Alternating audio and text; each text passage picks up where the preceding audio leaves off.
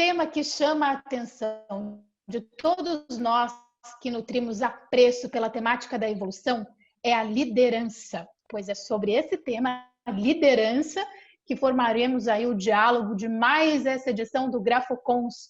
O Grafocons é um programa da TV Cognópolis que visa valorizar a literatura conscienciológica e os seus respectivos autores. Dessa vez, damos as boas-vindas, esticamos o tapete vermelho para a professora Marlene com o livro Liderança Compartilhada. Seja muito bem-vinda ao Grafocons, Marlene Roque. Olá a todos, muito obrigada pela oportunidade de debater aqui com vocês um assunto muito importante que eu considero assim de ponta, né, dentro do universo conscienciológico e também para todas as pessoas interessadas em burilar a própria liderança pessoal. Muito bom. E você poderia já, nesse início, vamos aquecer aí o nosso diálogo sobre a definição. Primeiro, o porquê de você se debruçar por essa temática especificamente da liderança compartilhada e o que vem a ser a liderança compartilhada. Marlene, por favor. Então, Isabela, o conceito de liderança compartilhada, enquanto ferramenta evolutiva grupal, ele tem uma proposta de desmistificar e ressignificar o conceito de liderança, que não raro é assentado no trinômio poder, posição e prestígio. A liderança que nós vamos falar não tem nada a ver com isso. A nova abordagem extrapola totalmente essa condição da liderança unilateral. Ela nivela o liderado à condição de co-liderança, que é o colaborador atuante, o cooperador, o coadjutor, com papel ativo e recíproco juntamente com o líder. É uma governança colaborativa embasada no binômio responsabilidade para dever. Na verdade, a obra é um instrumento de reflexão, é um esboço, um ensaio sobre a liderologia. O mais importante é incentivar o debate sobre esses assuntos, que eu falo sobre coisas corriqueiras e coisas muito avançadas. Eu primeiro faço uma contextualização histórica no livro, eu falo de alguns episódios, eu evoco lucidamente alguns episódios bélicos da história, eu faço uma associação da liderança com a própria evolução da sociedade, da coletividade, e aí nessas lideranças eu falo de alguns governantes bélicos, destruidores, autocratas, e ao mesmo tempo eu evoco líderes que se destacaram em diversas áreas do conhecimento, já com pensamentos fraternos, universalistas e justos. Aí depois eu contextualizo vários aspectos patológicos, eu faço um rol com 17 itens de liderança patológica.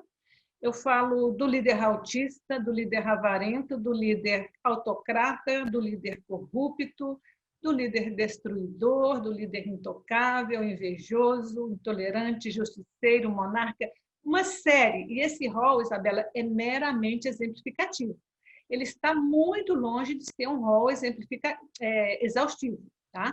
Por que eu fiz isso? Eu já conto já para você, né, como surgiu essa ideia, mas eu acho que é importante a gente falar o que é, assim, se você me pedir, Marlene, qual é a síntese do termo, né, da locução liderança compartilhada. Eu diria para você, é a responsabilidade compartilhada. Porque muitos querem que o poder seja compartilhado, mas não querem assumir a responsabilidade e o dever, e as obrigações que são inerentes à liderança.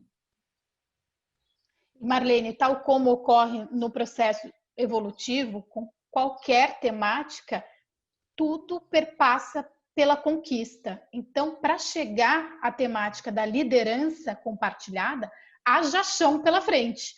Daí a lógica de você ter trabalhado com vários tipos de liderança, né, da patológica, das que você mencionou, a mesma lógica, por exemplo, que o professor Valdo Vieira utilizou no Homo Sapiens Pacíficos, uma vez que não é possível nós nos debruçarmos na temática da paz sem antes a gente se debruçar pelo nosso lado mais belicoso. Seria essa a lógica. Eu preciso me deparar com as lideranças mais patológicas para daí entender efetivamente, com profundidade, a temática da liderança compartilhada. Faz sentido? É isso?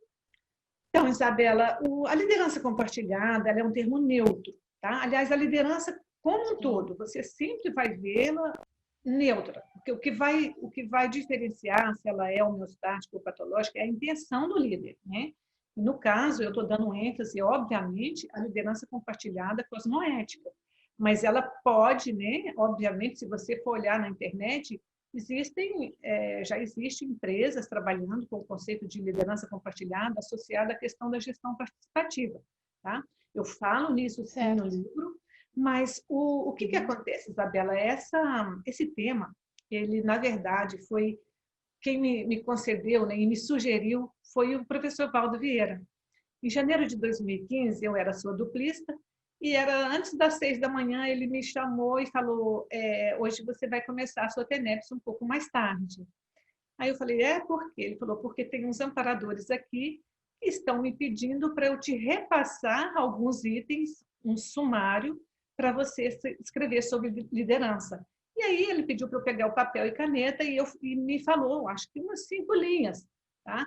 Só que essas 5, 6 linhas, tem muita coisa, muita coisa. Ele fala, por exemplo, da liderança compartilhada na dupla evolutiva, ele fala, ele dá um rol de lideranças patológicas que eu teria que estudar antes, justamente para a gente evocar de modo lúcido um passado, porque ninguém chega a uma liderança cosmoética, né, pelas leis da evolução, sem ter passado aí por alguma liderança anticosmoética. Todos nós, de algum modo, em vidas passadas, podemos ter exercido de modo anticosmoético, ou às vezes nem exercemos, mas nos acompliciamos de algum modo, intelectualmente, escrevendo sobre algum assunto que foi mal interpretado por algum líder. Tudo isso causa um aprisionamento, uma interprisão. Então, ele me passou aqueles itens, um rol por lideranças patológicas, me colocou algumas coisas neutras, por exemplo, a liderança compartilhada na dupla evolutiva, falando que os duplistas não podem ter concorrência, e depois partiu para uns temas avançadíssimos, que é a questão do Estado Mundial Cosmoético, né? E já me deu também para falar sobre a liderança compartilhada dentro do presídio, e é uma hipótese paradireitológica dentro do Estado Mundial, que é uma ilha-presídio, que foi a parte mais complexa e que me deu muito trabalho para escrever, pelo fato de eu ser do direito, eu tenho facilidade de compreender o assunto, para mim não é difícil entender, mas o difícil é porque, à primeira vista, a gente leva um susto com a proposta, porque parece que ela derroga, né, que ela retroage em alguns direitos que a gente já conquistou, aí, direitos humanos. Mas, na verdade, o que é a síntese? Esse sistema prisional, que seria uma ilha-presídio, seria para daqui a alguns milênios. Então, assim, não é para agora. Será uma época em que pensar mal já será crime. Então, eu contextualizo, eu faço todo um histórico para a gente já ir treinando, né? Eu personizo positivamente o dia todo, eu tenho total domínio sobre a minha terceidade o tempo todo, porque o que acontece, Isabela? Aqui no intrafísico, a gente está dentro de um corpo humano, um corpo denso, que te segura. Você pode pensar à vontade e você continua dentro dele. No extrafísico, como você está só de psicossoma e de mentalsoma, se você pensar algo negativo, imediatamente você já cai na baratrosfera, né? Porque não tem corpo para poder te blindar. Então, isso é um treino que nós temos que fazer, muito sério, porque o objetivo de tudo isso, Isabela, dessa liderança compartilhada enquanto ferramenta evolutiva grupal, é justamente porque o nosso próximo passo evolutivo é a liderança interassistencial. E foi por isso que os amparadores estavam tentando me inspirar para escrever sobre o assunto. E como ele é muito complexo, eu não consegui. Eu sabia, porque eu já pesquisava desde 2012, quando o Valdo trouxe essa questão da liderança interassistencial, ele fez toda uma inversão de valores dentro dessa questão da PROEX, né? Porque nós programamos essa nossa vida no extrafísico para exercê-la aqui. E quando chegou em 2012, ele inverteu tudo. Ele falou, agora vocês vão começar a fazer a reciclagem, porque vocês já vão começar a programar a próxima intermissão, que vocês vão ser líderes interassistenciais. Só que ele falou que seria algo dificílimo, que nós teríamos que fazer resgates sozinhos na baratrosfera, né, o que as pessoas chamam de umbral, e que se a gente tivesse trafares, muitos trafares, a gente poderia ir fazer o resgate e correr o risco de não conseguir sair dali, porque se você se depara com uma liderança monárquica, ou autocrata, ou bélica, ou invejosa, e aí você tem ainda algum resquício, você vai se afinizar com aquela consciência e, ao invés de resgatá-la, você vai ser mais um para ser assistido e vai dar trabalho para os amparadores depois se resgatar de novo. Que vergonha, né, Isabela? Eu não quero isso. Marlene, aí que é o pulo do gato, porque é a temática da liderança alicerçada pelo paradigma consciencial. Porque hoje, aqui, né, na sociedade intrafísica, na nossa sociedade, nós nos deparamos com uma quantidade faraônica de literatura apontando técnicas para sermos líderes cada vez melhores. Mas quando você encaixa o tema do Pensene nessa história, a coisa muda completamente de figura. Porque o líder, sem a conscienciometria dele em dia e sem o compromisso com a ortopensenidade, os impactos multidimensionais daquela assistência ou da desassistência, da não assistência, ele é muito grande, né, Marlene? Você tocou no ponto nevrálgico para mim, Isabela, porque quando o Valdo me deu esse sumário, ele fez questão de dar a especialidade, que é paracomunicologia. E eu levei um susto, falei, mas Valdo, você está me dando vários itens aqui que eu estou vislumbrando como sendo ou liderologia, ou parapoliticologia, ou mesmo para direitologia, quando ele coloca a questão da ilha presídio. Aí ele ainda me deu uma bronca e falou, é paracomunicologia, porque a verdadeira liderança compartilhada é multidimensional, ela se espraia. E aí ele ainda me falou, isso é a síntese do que o incógnito falou. E incógnito, não sei se você sabe, Isabela, mas foi uma consciência livre que passou algumas ideias para o Valdo em 2012, através de uma interfusão consciencial. E o que eu percebi? Que desde essa época que ele começou a falar dessa liderança interassistencial e dessa inversão de dimensões, ou seja, nós no intrafísico fazendo a nossa já proposta de programação existencial extrafísica, se é que eu posso chamar assim, isso foi em setembro de 2012. Quando foi em outubro de 2012, eu percebi uma série de alterações extrafísicas, porque eu trabalhava com ele no tertuliário, eu era monitora, eu chegava 1h30 antes, todos os dias. E aí ele falou da questão que nós não iríamos mais, na próxima existência, para a China, conforme tinha um assunto, né? Existia aí uma hipótese desse grupo ressomar na China. Aí ele falou que não, que seria na África. E logo depois, 2 meses depois, em dezembro, ele teve esse acoplamento com essa consciência livre, que foi o maior feito de todas as suas vidas. Eu falo isso no livro porque ele fez questão de deixar claro, porque nem nas dimensões, quando ele estava em dimensões mais avançadas, ele nunca tinha tido isso. Então, aquilo ali eu tirei de síntese que houve uma grande mudança planetária no extrafísico, e como ele estava no intrafísico, e obviamente ele era o nosso preceptor, né? Era a pessoa que nos tirou da baratrosfera, que nos levou para o curso intermissivo, que depois ressomou conosco e que trouxe todo esse corpus de ideias. Então, ele é a pessoa mais fidedigna para poder falar daqueles assuntos. Só que eu percebi concomitantemente aquela movimentação toda extrafísica. E foi tiro e queda. Depois dessa época aí, de setembro de 2012 a dezembro, tudo mudou ali no tertuliário, né? Eu tenho um verbete que é mini tertúlia conscienciológica e histórico das mini tertúlias conscienciológicas e paralencologia das mini tertúlias conscienciológicas, que eu conto todas essas histórias, porque realmente foi uma mudança muito grande de patamar em termos de vercons. Porque o que acontece? Os serenões começaram a querer vir a participar dos debates das mini tertúlias. Todas as manhãs o Valdo falava que tinha ali consciências, né, consciexes, evoluciólogos e serenões querendo saber do que ele estava falando. Por quê? Porque quem teve o acoplamento com a CL foi o Valdo, que estava no intrafísico, não foi uma consciex que estava no extrafísico. E isso também foi uma inversão muito grande de valores, né, de valores, se a gente for considerar a questão da multidimensionalidade, porque o mais provável, o que a gente pensa assim como uma hipótese mais fácil, porque a gente é até difícil, é uma coisa teológica, a gente debate em cima de uma informação fidedigna, né?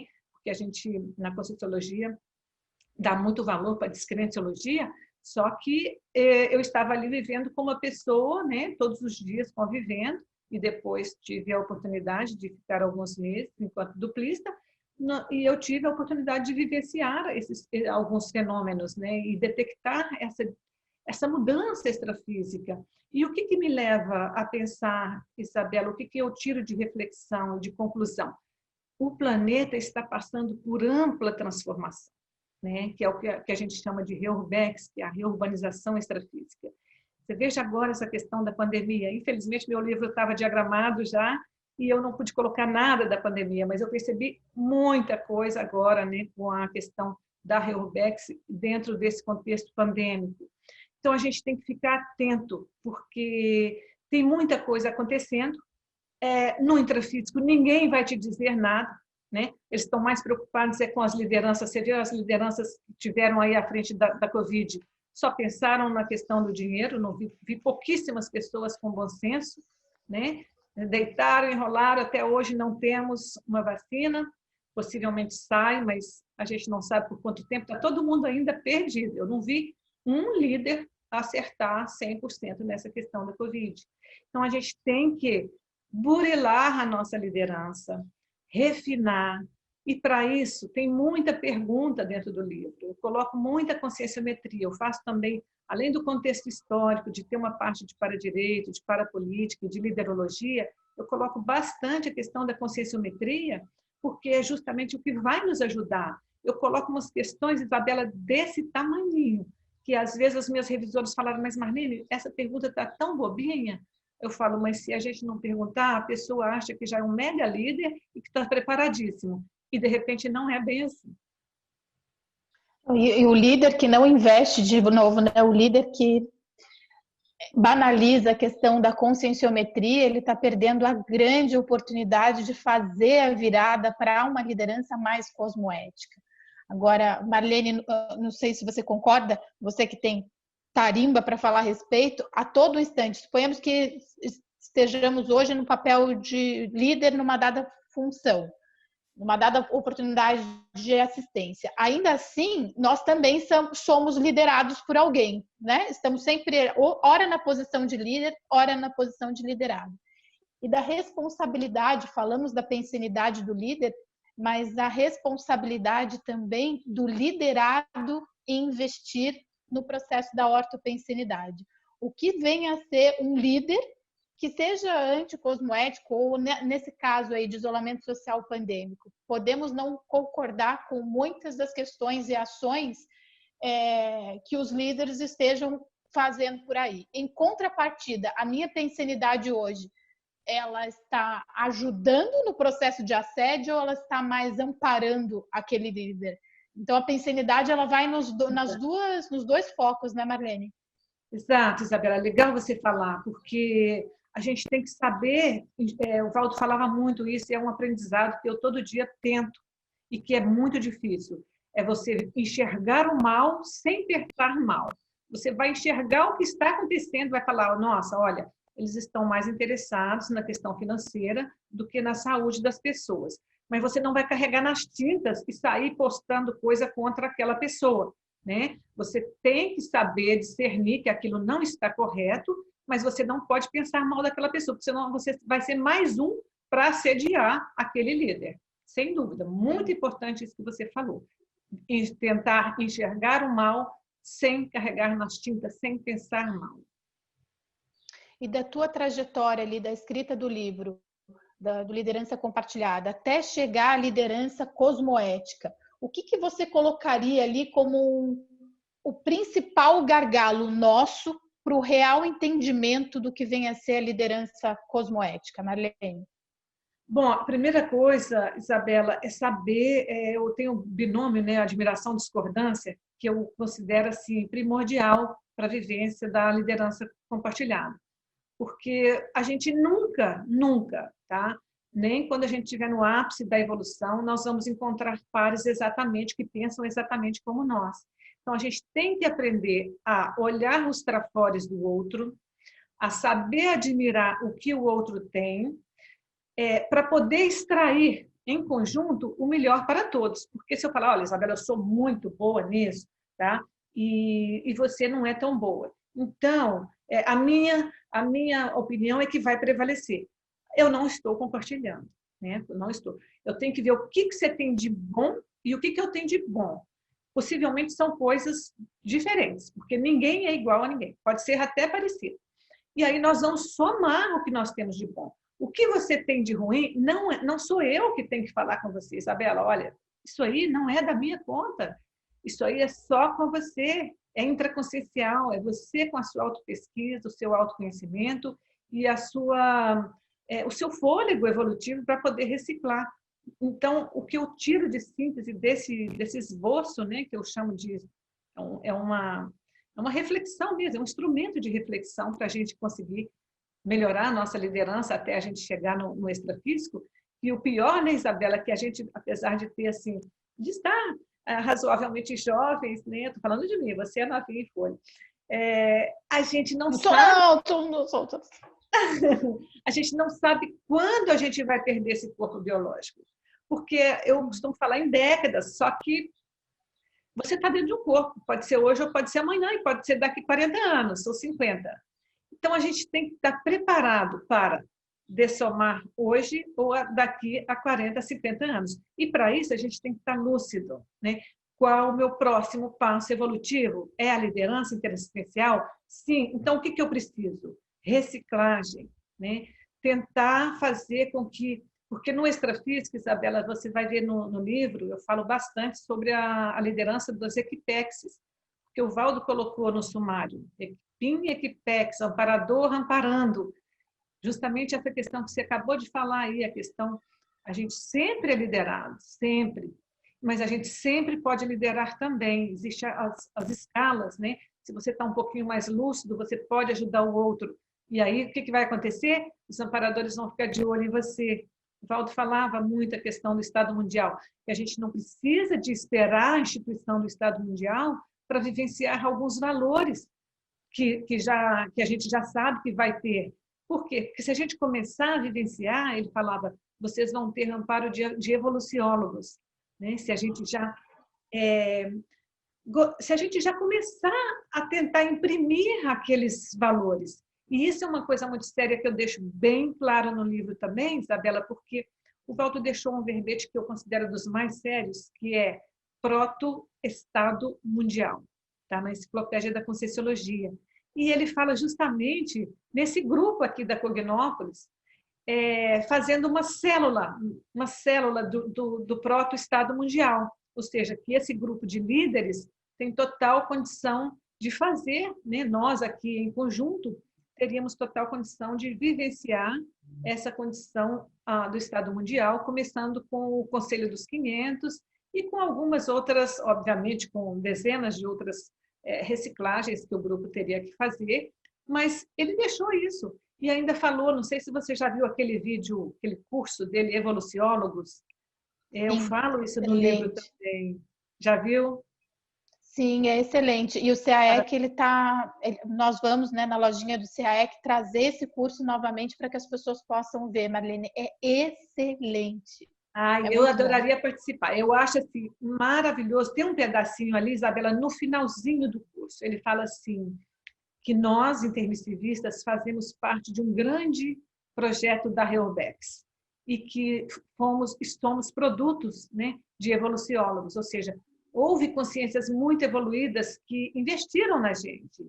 Então, a gente agora tem que fazer esse esforço para poder ajudar outros e aí a gente acessar esse patamar evolutivo da liderança interassistencial para aí caminhar para outros patamares, porque sem passar por isso, ele falou, não adianta querer pensar em novo curso intermissivo. Primeiro vão ter que vivenciar essa questão da liderança interassistencial, que foi o que o Valdo fez conosco, né? Para mim não tem nada assim de muito, sabe, de muita complicação, porque ele deixou o exemplo, né? Ele nos acolheu no extrafísico, ressomou conosco, escreveu tudo que pôde, viveu junto com a gente, deixou o seu exemplo e partiu para o extrafísico. Deixou aqui os líderes formados para assumir o trabalho.